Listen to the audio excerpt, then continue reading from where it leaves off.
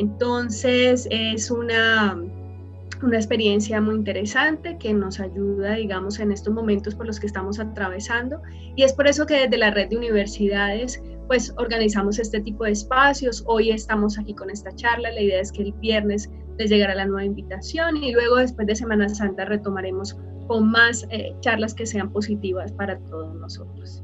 I think we can start now, and again, welcome to this space of the Network of the University for the Innovation, and thank you to stay here. And damos la bienvenida también a Gustavo, que nos acompaña en este momento. Entonces, los dejo en este momento con el doctor Chun Lu y con el ingeniero Gustavo Alomía. Bueno, welcome, Chun. This time is for you. Gus. Yeah. Hello. Good morning, good night. Okay. So I have the presentation slide. Should I bring it up? Should I bring the PowerPoint presentation? There is a green button in the bottom on the... Yeah, I know. Should I do it now? Okay. So I have the English version and the Spanish version. Hola, buenos días, everyone, seniors y senioras. Again, my Spanish is not really good, but I prepared a PowerPoint slide with outlines in Spanish. I hope it is helpful. If it is not accurate, so Claudia may help me to correct. So now let me share my screen. So can you see my desktop? Yes. Okay. So I'm going to give some introduction on the quarantine process that I observed in China. And I think Gustavo can tell you more because Gustavo actually started the quarantine earlier than me in China. So about myself, I'm a professor in computer science. I'm not a doctor. I'm not a medical professional, but I visit Colombia often. So I understand the situation maybe more than the other Chinese for Colombia. And this year is very interesting because if you look at the time on this page, you can see that I basically went through several countries' situation for coronavirus. From January 15 to February 20, I was in Cali. And at that time, everything was good and life was happy. And at the time, Wuhan situation is very bad and it is growing. And from February 20th to February 26th for a week, I was in California. I saw the situation in United States at that time. Nobody really cared about coronavirus. But at that time, United States already blocked, had a travel ban for people from China. So that was the last week of February. And then I traveled from United States to Korea and I transit in Korea to China. I spent 3 days in South Korea and I saw at that time South Korea is doing, it's not doing quarantine, but the situation is already bad. And for the past months, I was basically doing very strict quarantine in China, and I noticed that it's not just for myself. Actually, all Chinese citizens were doing quarantine. Since February till now, actually we are still in quarantine. There's no release of the quarantine order here. So I was doing quarantine in Tianjin, and it is mandatory to do this for 2 weeks. I did it for an extra week, and when I returned to Beijing, Beijing requires another additional 2 weeks quarantine. So I'm still in the middle of my quarantine. If you look at the total confirmation of the coronavirus infection in China, you can see it is largely in control now. You can actually, for the past week or so, across the whole country, the number of new cases are in the digits, less than 10. So from my personal observation, I think the very strict quarantine is nationwide is very, very helpful. And I'm going to tell you how China is doing the quarantine process. So why do we need a very strict quarantine? I think in Colombia, maybe people do not yet understand it very much, because I look at the number of cases in Colombia, it's very small. I remember back in February when 3 of my students, Colombian students, returned to Colombia from China. We told them to quarantine themselves, but they don't care that much. I think now people care that more. When I come back to China and when I was in South Korea, I saw people are treating that very seriously. And I think in the United States also now, people are very serious about quarantine. The reason is because quarantine virus is very contagious. There are many ways for it to spread. I think now there must be a lot of news and TV programs and other content on the internet to tell you. First of all, if you get close contact with people who are sick, then it is very easy to get that virus. The other thing is, if people cough or they take a big breath, and if they are sick, or if they are not sick but they carry the virus, you could be infected. And not only through the inhalation, not only through breathing, but also the surface that is contaminated, you could get the virus. And later, when you touch your nose, your eyes and your mouth, that could infect you. Actually, in China, every day the TV program is telling you there are new cases that was carried by someone on the bus, in the elevator, or other places. So this is very contagious. And this is very, very dangerous for old people. I think you already see some video. Yesterday, actually 2 days ago, there was a very viral video that is about a Spanish doctor that's crying for help because people are abandoning old people. And you also see the situation in Italy. And also if you have some basic disease, for example, diabetes, heart problem, that is very serious for these people. Although 90% of the people can recover, but there is 1 to 10% people that this cost people life, that will be dead for these people. And let me remind that it really depends on how much money is spent in treating these people, because we see the situation in Italy and Spain that people are abandoning the old people because there's no enough ventilators. And you can see in the United States, in China, in Japan, and in Korea, and also in Germany, because treatment of the disease is almost free, so the death rate is relatively low. Actually, in Germany, it's less than 1%. And how much it costs for people to get into intensive care unit? The cost in China is about $100,000. So that is a lot of money to treat people that is under intensive care. So what did China do for the quarantine? The first one is 100% freeze. Nobody.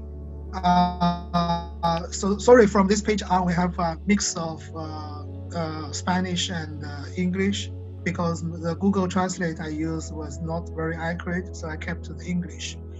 The number one is all citizens are staying at home. If you don't have permission you cannot go out. You go out, it's illegal. So we are enforcing curfews for all citizens, everybody.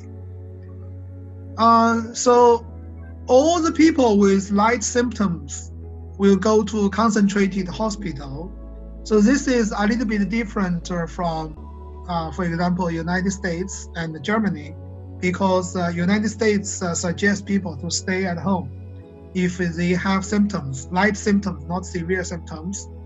But the United States situation is different because people live in stand-alone houses and people have social distance from each other naturally. But in China, there's very dense residence. So, and the same situation in Colombia. So in Colombia, I think any people with symptoms to stay in a central place is very, very important. And people with severe symptoms goes to special hospital. That's the one you see, that's the Chinese built in 10 days in Wuhan. And the other thing is 100% declaration. You have to declare your body temperature every day for 14 days. And then you will get permission to go out. And because everybody uses cell phone, so there is a mobile app.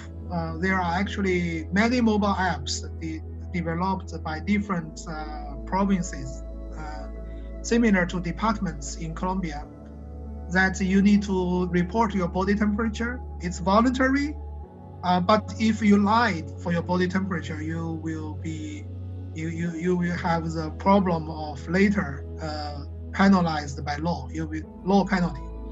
So you have to tell the truth. And you tell the body temperature for 14 days, and then you are allowed to go out. And when you go out, it's not you can go any place without being tracked. So there are barcodes issued by the government at all public spaces. For example, bars, restaurants. Actually, bars and restaurants are closed. Now it's supermarkets, supermercados, and grocery stores, pharmacies. So these ones, they have barcode. You need to scan the barcode. That's basically reporting to government where you are. So if you get sick, the government knows where you have been. So this is very strict, and this is for everybody. And because we reported the personal health, then we carry a personal QR code, and we need to show it to police or anyone who's enforcing the rules. That's proof that you have been monitoring your body temperature for 14 days and you are healthy. This is very, very brute force. It's very, very inconvenient, but it's very effective, and that helps a lot in improving the situation. The other thing that in China is the law is very strictly enforced. So every community set up volunteers. We are a socialist country, semi-communism. So we have a lot of volunteers, and they have the law enforcement rights. For example, they can prohibit you from getting into the community, even if the community is your home. If they suspect that you are sick, they could detain you and keep you under quarantine in a centralized place. Actually, that's what happened to Gustavo. And but they also help people. For example, people are staying at home, and especially these people who are suspected to have close contact with coronavirus infection, but they don't have abnormal body temperature, so they are asked to stay at home. For these people, they need grocery delivery and garbage collection. So these volunteers also help them. I think in this time, this practice might be helpful for Colombians as well. And we are very strict in China to wear mask. If you don't wear mask, it is illegal to go out. If you go out and don't wear mask, you could be penalized. or even be arrested. So this is very strict. However, I do think it's not that everybody needs mask. Okay, in China, because if you don't ask people to wear mask, then 90% of the people will not wear mask. So that's not safe. That's why they ask all people to wear mask. And what is the future of our plan here? Actually, everybody is preparing for very long-term health regulation. So this quarantine, we don't think it is temporary. We think it is will be very strict. And my PowerPoint slide will be shared to everybody. And you can see that even after 14 days, we still closely monitor people's health. Everybody needs to report. And I think this is going to at least the end of this year. I think it will be same in South Korea and also in Japan. Maybe will be different in United States, but here we prepare very long. I think in Europe, for example, Germany, they also prepare for 2 years. Maybe that's even longer. And although in China there are already very small new cases, every hospital is preparing for possible new outbreak. So they are preparing a resource, ventilators, protection suits, and also medical masks. And the citizens actually support the government's effort of dedicating public resource for the sick people. Earlier I mentioned it is very expensive to treat people in the ICU, but the government is paying for everything, and the general public understands because this is very important. As long as there are still patients, nobody is safe.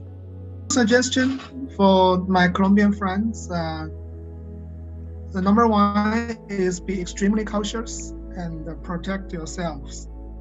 The virus is invisible, and a lot of time you cannot see it. And I know that it is not the culture in Colombia that you do social distancing and you lock yourself in the room. However, this virus is very, very dangerous for old people. So if you stay with your parents, if you stay with someone with diabetes or heart disease or high blood pressure, that you could be completely okay. It may just be like a flu for you, even if you get the virus. But your loved one could die because this one is really severe. For 1 out of every 10 people, they could get very severe. The situation in Germany is, and also in United States, is low, and also in South Korea. That's because they do test for almost everybody who are suspected. And that makes the test very, very wide. In China, we don't have the test kit that's common yet. So Chinese practice is they treat you if you are sick, that the government pays for the medical bill.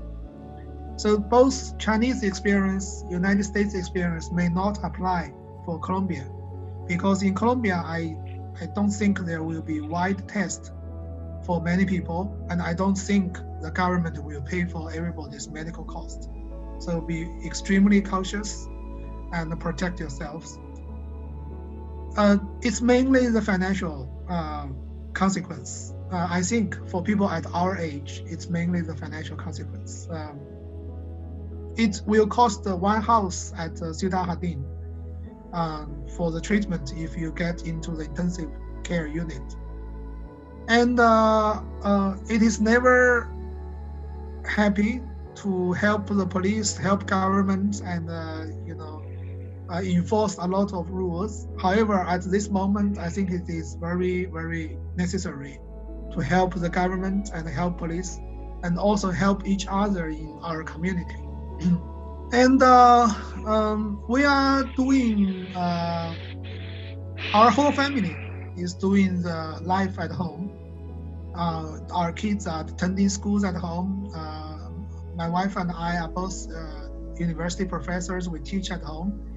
and there are many other people work at home.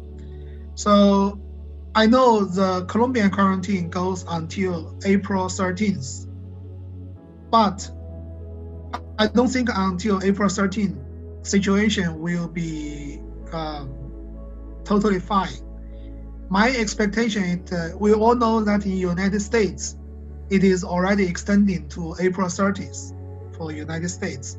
So I think everything now is the government regulation is temporary, and the temporary means it is temporary to have a deadline.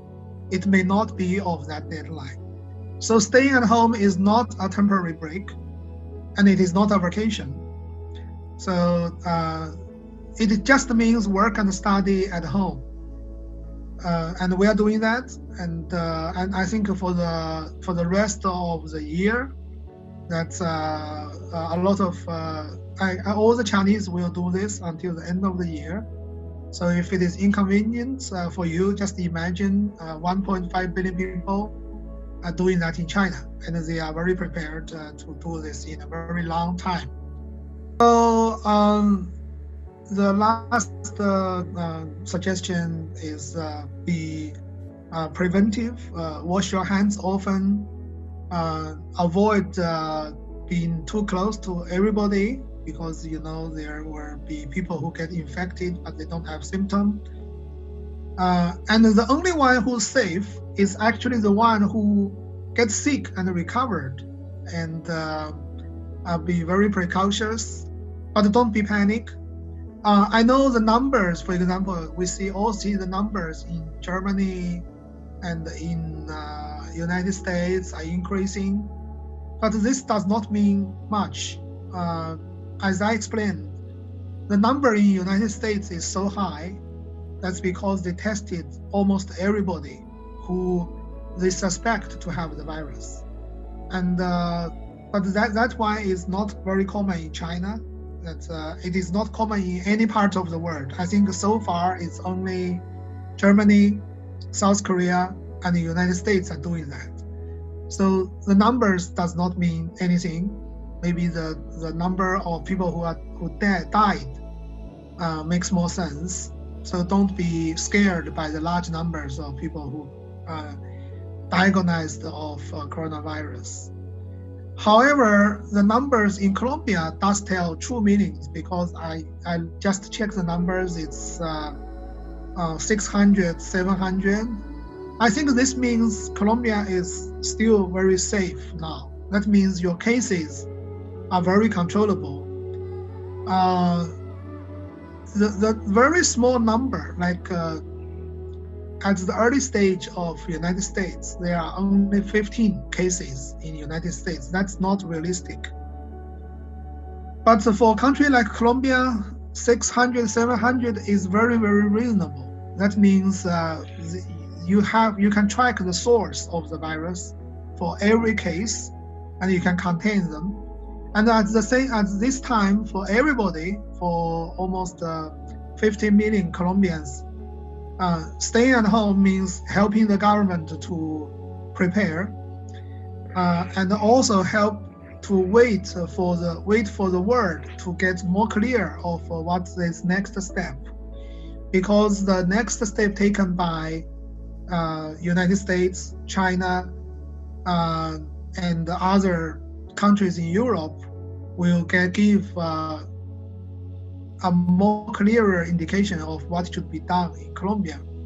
And at last, my best wishes for Colombia and the Colombian people. And I stay with you. And if there's any help that I can do, I'm always willing to do that. Okay. Thank you, Shun. Thank you.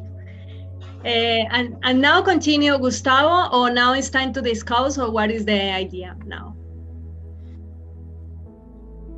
Maybe if the people have maybe one question. If someone has questions for Shun, they can ask, and later I can start my presentation.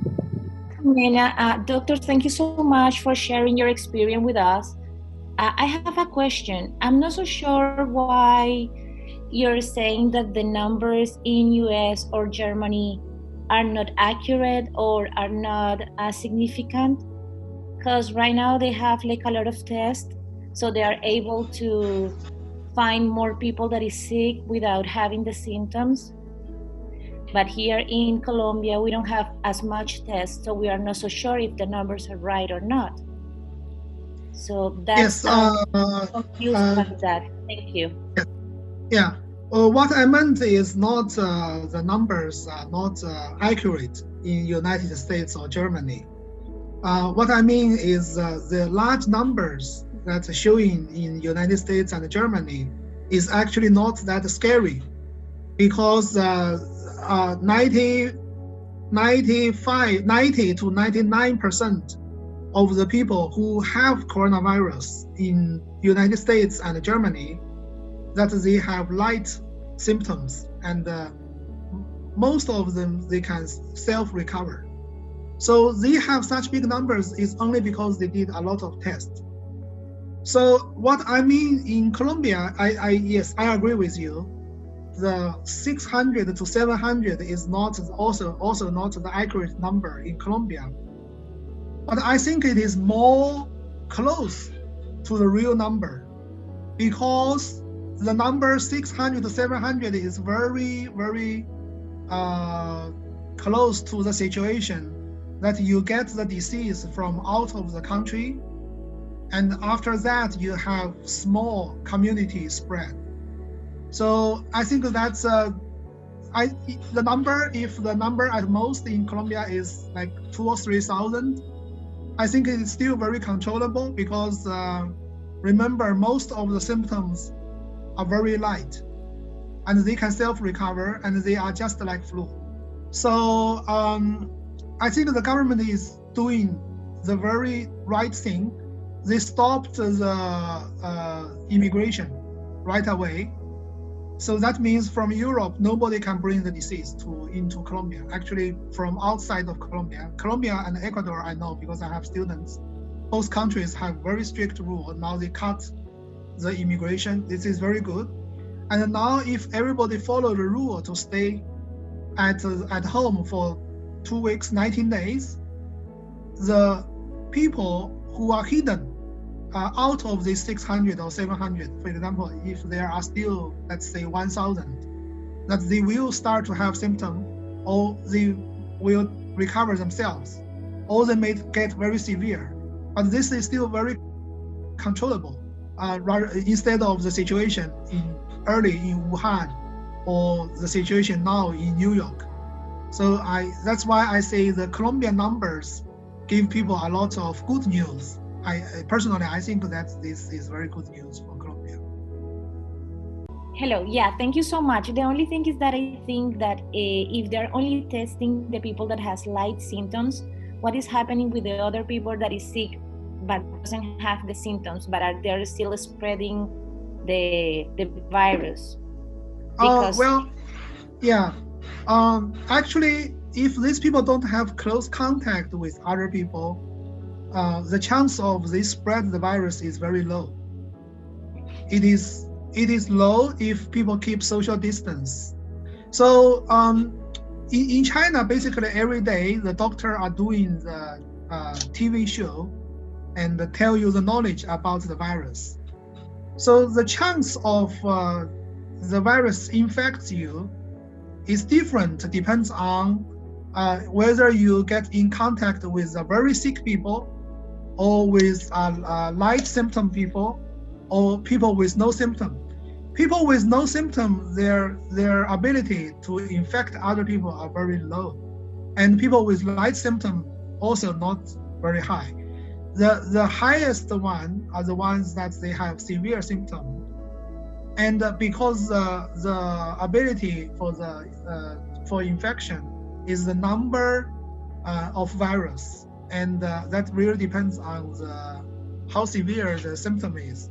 So if you keep we know in the United States and in Europe, the social distance rule is you keep 6 feet. 6 feet is about 1.5 meters to 2 meters, right? 2 meters distance. And the idea is if that people does not have obvious symptom, for example, they don't cough, they don't sneeze, they don't have fever, then within 2 meters, it is safe. I would say it is mostly safe if you stay with people, even if they are infected, but they don't have symptoms. If you stay with 1.5 to 2 meters distance with them, it is safe. It will be even safer if you wear a mask, but it is not mandatory. And I think at this time, we would actually suggest people not to wear mask. The reason is very simple. In Tianjin, but I come to Beijing because the situation in Beijing now is very serious, because there are a lot of international people here in Beijing. So they issue a new quarantine, and I have to do this for another 2 weeks.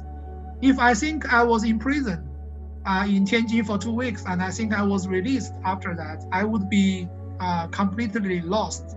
But now I get used to it. I prepare to stay in prison for a year. And I think that one is more helpful because a lot of things are unpredictable. I think this is same in United States because everybody was thinking this goes to early April, but now President Trump announced that it will be extended to end of April, to April 30th. So yes, so I think the extension is highly unpredictable and everybody needs to get prepared for that. Okay, good morning to everyone. My name is Gustavo Romia. I have a master's degree in computation science and technology from Tianjin University of Technology, and I'm system engineer from University of Santiago de Cali. Today my speech is about foreigner perspective on quarantine. This history is very special because I have been in the quarantine in China and now in Colombia also. So in this speech, I will speak about my quarantine time in China and Colombia and what I think is the next that is coming to Colombia.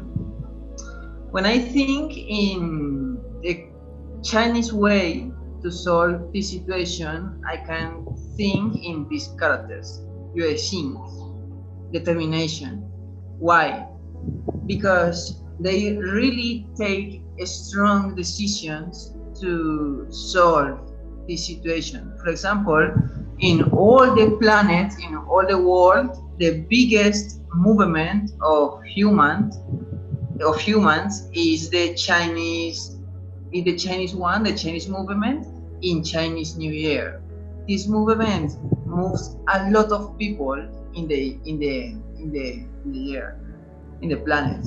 But during Chinese New Year is the biggest movement, the biggest movement. So in the moment that this virus starts in January, this refers a very big problem, but actually Chinese people didn't care about that, and in order to solve the problem, they cancel flights, they cancel trips to visit the family, and now they can say they solved the problem only because of that. That is my experience from China in the first time I arrived. But during the moment I was there, I started quarantine for 14 days, from January 27 until February 11. During all these days, the government every day asked me for my temperature. Always the government do the best effort to supply to me about food, about internet, about everything I can need. For example, in the moment I arrived, they cannot allow to me to stay in the hotel. So they prepared another place in the university to give me a quarantine. In that time, they didn't have shower, but later they create a new one. They send a person to give me food every day. That was very amazing for me. That was very good to feel the country is taking care of you. But also another aspect of this is the control. They have total control of the information, and every day I receive information in my cell phone about don't share information about the situation in China, about strict or very deeply videos like that. They recommend every day don't share that. If I have to say some highlights from this Chinese experience, I think I would like to say the control that the Chinese country has on the public institutions or people generally. Also the skill of the country for supplying the food or all the service the people can need.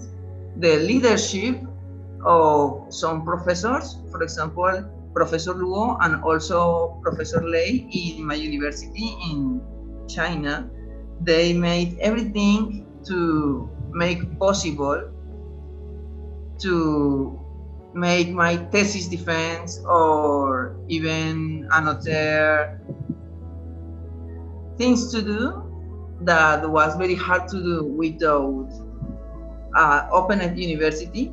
With closed university, they made possible I can make all of this. And for students and for all the people, the leadership from professors or some people is very important. And finally, all of them, they all gave us serenity. So then now we are going to talk the quarantine in Colombia. From my perspective, I can feel some lack of coordination in government,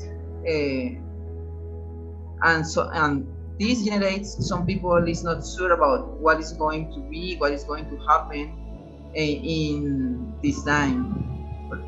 Because, for example, now we have the example about the president is saying some things, and sometimes the major gives another recommendations about quarantine, but finally we can solve in the final of the time.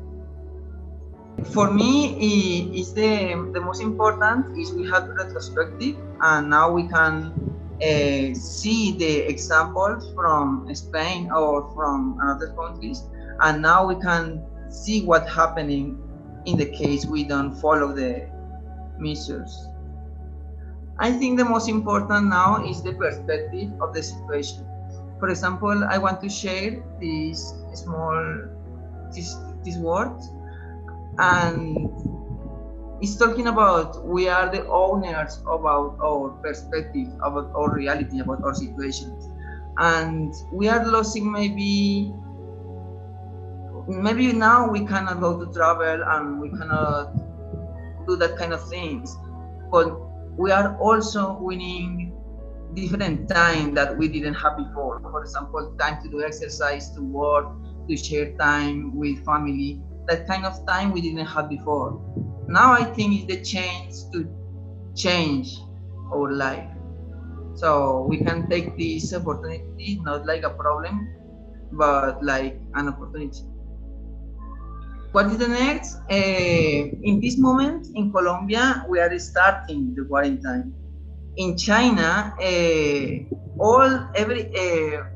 every place was closed, every place was blocked, and the classes started to be on virtual way. I think the next step after isolation is the virtualization of jobs. So I think this is the next step right now, is the virtualization, and I think it's a need to Colombians to be able to work like this. Yes, that is my opinion about this situation. Thank you. Okay, thank you, Gustavo. Now it's time to discussion about that. But our friends say many things about it's important that we understand it's necessary to stay at home, and it's necessary care to another people. Maybe if the people have now more question about that, please. And Chun write something else in the chat. Chun, listen you again. Yes, I write in the chat because people are talking about the wide testing. I think that will not happen actually in Colombia, because testing kits, it's not expensive, but even in China is still not doing wide testing. And we need to understand why they need to do wide testing. So wide testing is used when you identify people with virus. At this stage, if you have the ability, you can send them to centralized facility right away. So in this case, it's very effective. You identify anyone, you just send them to centralized facility. If you test them to be positive, and you allow them to stay at home in Colombia, even you test it, it does not help. So, but we all understand now, very few country I think no country was prepared, and very few country can be responsive to the put people into centralized location for treatment. So I don't think wide testing is now going to happen in Colombia. That one is probably not. A distance, and also don't go when there are a lot of people. And if you feel that you need to protect yourself, you can wear a mask. But as I said, wearing mask is not necessary. But you need to wash your hands, definitely. Wash your hands. And if you have alcohol, spread alcohol on the items you brought back. Because if you keep 2 meters from anyone, unless that one is obviously sick, that one has is sneezing, is coughing, and has red face, the chance of you get contact with the virus is low, as I said, if you keep 1.5 to 2 meters from everybody. But if you don't wash your hands, then it's a different situation, because you don't know, the money, the shopping cart, if that was attached or touched by other people. So just wash your hands. I think that it's very effective. They say in the United States, they say wash your hand with the water and soap. You actually don't need hand sanitizer. Only when you don't have water and soap, you use sanitizer. So it is very relatively inexpensive, and you can do it. And don't touch your face, obviously. Wash your hands, and also sanitize the things if you can. And my wife is doing very well at home. So she spray alcohol on the clothes and other things when coming back out.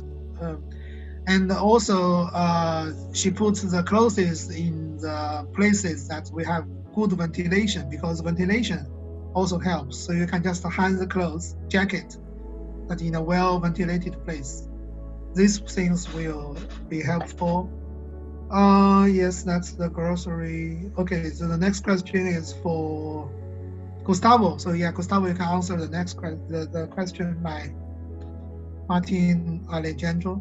Yes, Marina Alejandro. Hello. I think my opinion about this situation and about system engineers is, in our case, we had a special situation, because our skills, our tool is technology. And can you listen to me? Yes. And now all the system is changed, is becoming to technology, to virtual system. So, for example, in one moment before, internet was a very very crazy or very new, very a normal situation, and maybe some on YouTube or Google or many apps has become news in one moment.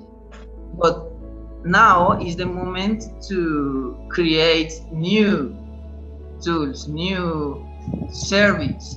Now I want to say this is not the moment to feel this is a problem.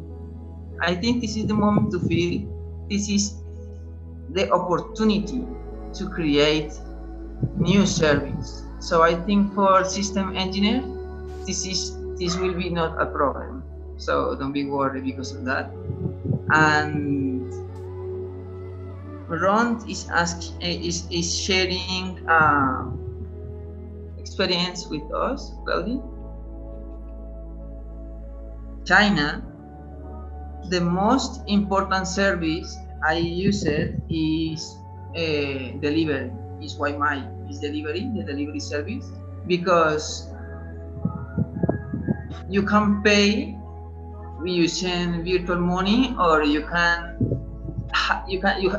get every product you need. So I think now maybe to create an idea to join all the most important service in Cali or in Colombia is a very good idea right now so far.